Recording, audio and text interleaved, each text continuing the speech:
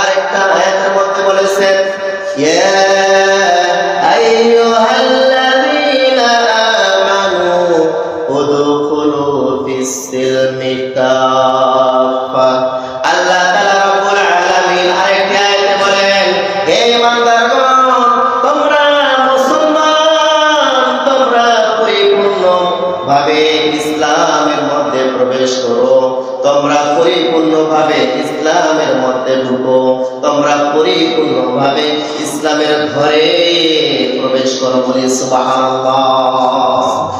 প্রাণপ্রিয় মুসলমান ভাই আমার, আমরা এখনো পরিপূর্ণভাবে ইসলামের মধ্যে প্রবেশ করতে পারি নাই, ইসলামের মধ্যে আমরা ঢুকতে পারি নাই। ইসলামকে আমরা আমাদের মধ্যে ঢুকে নিয়েছি, কথা বলা ঠিক কিনা? ইসলামের মধ্যে আমরা প্রবেশ করি নাই, ইসলামকে আমরা আমাদের মধ্যে প্রবেশ করে নিয়েছি। কিভাবে নিয়েছি? ইসলাম বলে ইসলামের গোলাম হবে বান্দা, আর ইসলামের গোলাম হবে বান্দা। এখন বর্তমানে আমরা ইসলামকে আমাদের গোলাম বানিয়ে নিয়েছি। কথা বলেন ঠিক কিনা? কথা বলেন ঠিক কিনা? কেমনে ইসলামকে আমাদের গোলাম বানিয়ে নিয়েছি?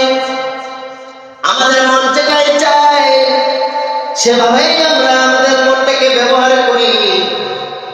ইসলাম যেটা বলেছে সেটা আমরা মানি না। আমাদের মন গড়া ইসলামকে আমরা ব্যবহার করতেছি। কথা বলেন ঠিক কিনা? প্রাণপ্রিয় মুহতারাম মুহাজিরিন, ইসলাম, এই ইসলামের মধ্যে পরিপূর্ণভাবে প্রবেশ না করা পর্যন্ত আপনি আমি খাঁটি মুমিন মুসলমান হইতে পারবো না। ইসলামের মধ্যে প্রবেশ করতে হয় যদি আপনি আমি চাই। এই ইসলামের মধ্যে ঢোকার কারণে আপনাকে অন্যায় ছেড়ে দিতে হবে, আপনাকে অপবাদ গ্রহণ করতে হবে, অত্যাচারিত হতে হবে, নির্যাতিত হতে হবে। ইসলাম গ্রহণ করলে আপনার উপর অপবাদ চলে আসবে, জুলুম চলে আসবে। এই ইসলামের মধ্যে ঢোকার কারণে আপনারা অতীতকে লক্ষ্য করেন, ইসলামের মধ্যে ঢোকার কারণে অনেক নবীরা, রাসূলরা, সাহাবীরা নির্যাতিত হয়েছে। কথা বলেন ঠিক কিনা? প্রাণপ্রিয় মুহাজির, ইসলামের মধ্যে ঢোকার কারণে হযরতে বেলাল রাদিয়াল্লাহু তাআলা আনহু তিনি কত অত্যাচারিত হয়েছে এটা আমাদের সকলের কম বেশি জানা আছে। কথা বলেন ঠিক কিনা?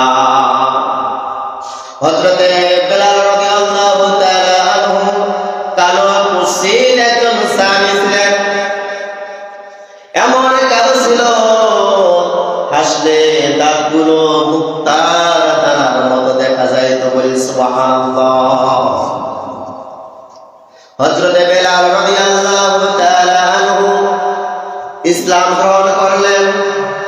ইসলাম গ্রহণ করার কারণে, ইসলামের মধ্যে প্রবেশ করার কারণে কত নির্যাতিত হয়েছে, কত কষ্ট করেছে, কত দুঃখ সহ্য করেছে।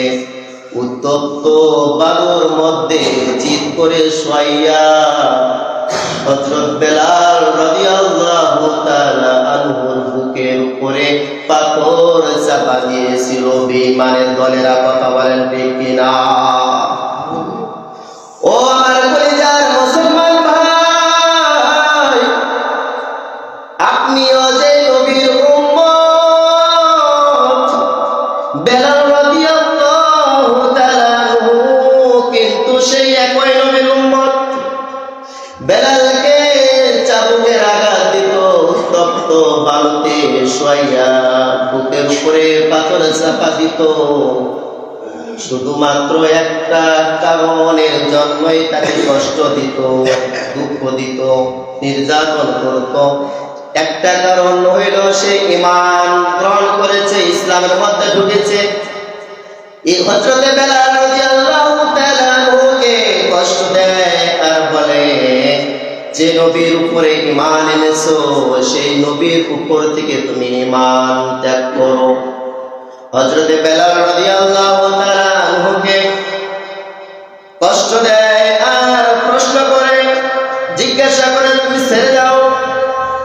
হযরতে বেলাল